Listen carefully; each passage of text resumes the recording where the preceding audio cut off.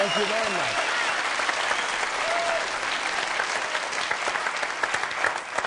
Back in 1973, I was getting ready to release my first comedy album, Child of the 50s, or was it 1873?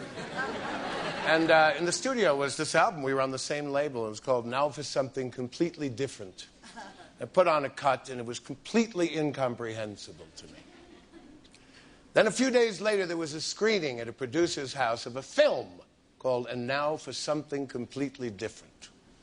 And I saw the parrot sketch, like you all did, and my heart fell to Monty Python.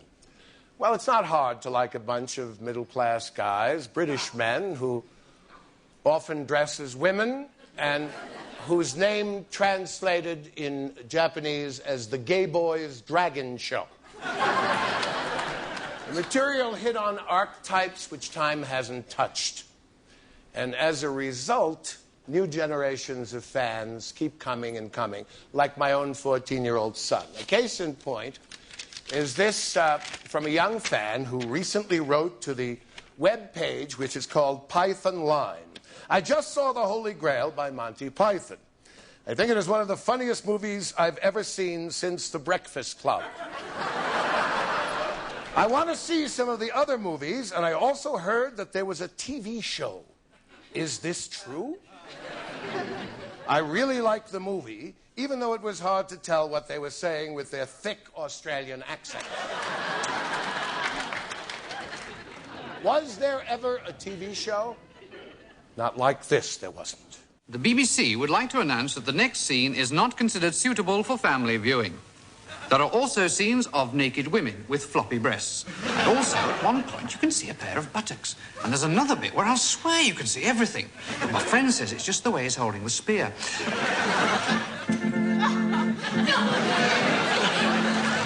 And now for something completely different. And now, ladies and gentlemen, the almost full Monty.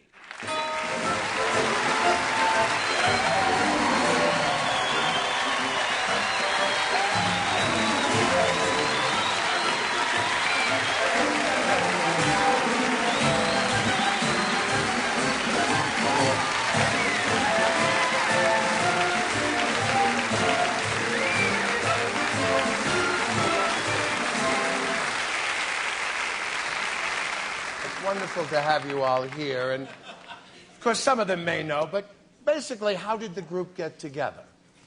Well, yes, different versions. I think I met John first.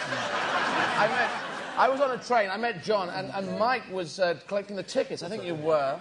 And Terry and Eric were doing a bank robbery down there. It was the sort of great train robbery time. Are you in the group? Are you? Sorry, my name's Eddie. He's not in the group. Eddie Izzard. You're not in the group. Are you in the group?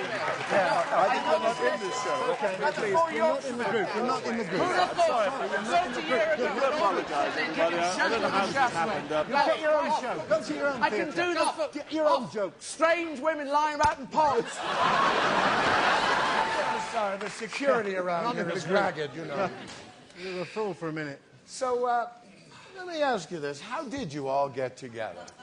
Well, I remember that John had run me. I remember sort of meeting Mike doing this show for just a set. And then I noticed a tendency for this program to get rather silly. Now, I do my best to keep things moving along, but I'm not having things getting silly. You were 6, and of course, Graham Chapman passed away in 1989. He would have loved this. He would have. But he's dead. He is no more.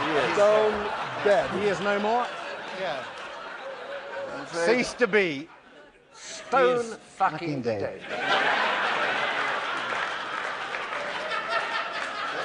That's his chair there. Yeah.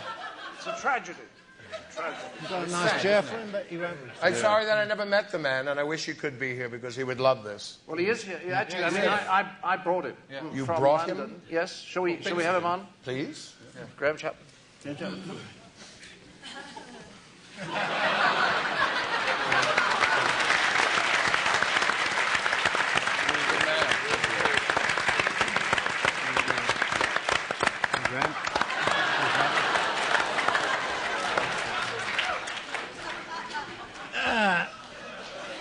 quiet. Is it true that the BBC wanted Flying Circus in the title? And The BBC had to call it something on their schedule, so they started calling it by the name of the executive who was in charge. It was Barry Took, and they called it Barry Took's Flying Circus. And we rather liked Flying Circus. Yeah. And then we had to decide whose it was. And then we thought it might be Gwen Dibley's, because who was she? Well, I just found my mother-in-law's one quiet weekend, and she was reading a magazine of the Towns Women's Guild, the sort of people who do good work in the counties of England. And in each of these places, they had embroidery classes and flower arranging and all that. Flower arranging!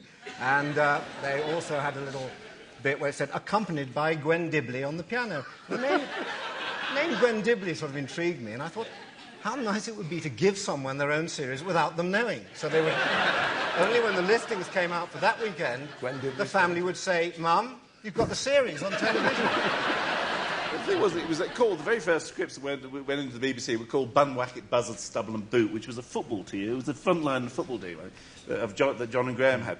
And we were calling it Bun, Wacket, Buzzard, Stubble and Boot right up to the day before the Radio Times had to go to press.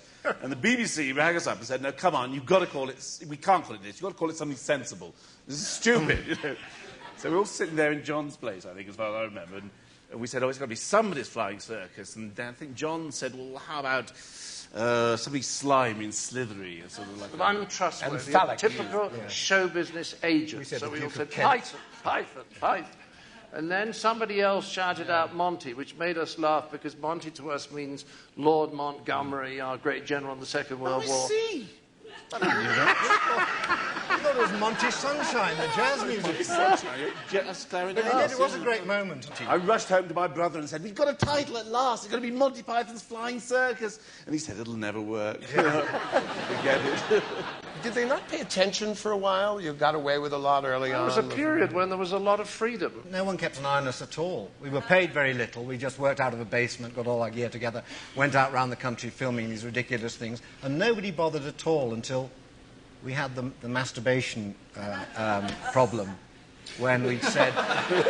Sorry, I had the masturbation problem. Now, we did a sketch about the summarised Proust competition, in which someone gave their hobbies. They were asked their hobbies. And he said, strangling animals, golf and masturbating. Terrific roar of laughter from the audience. And the BBC came to us, the heads of the BBC had a look at this and said, you cannot have masturbating. We cannot put masturbating out on television.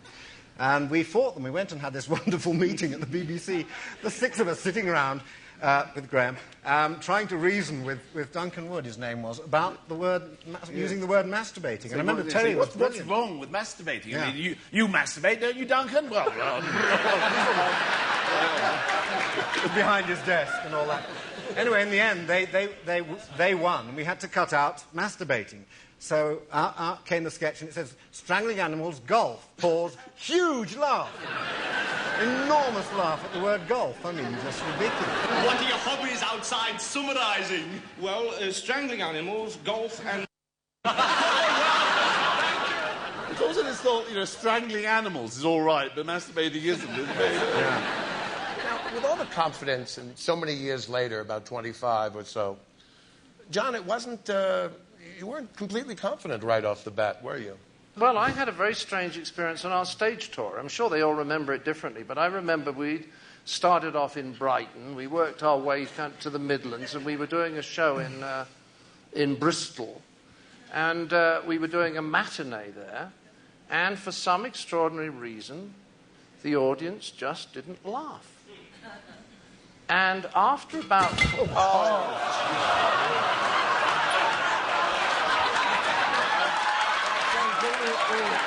Oh, my God. Oh, shit.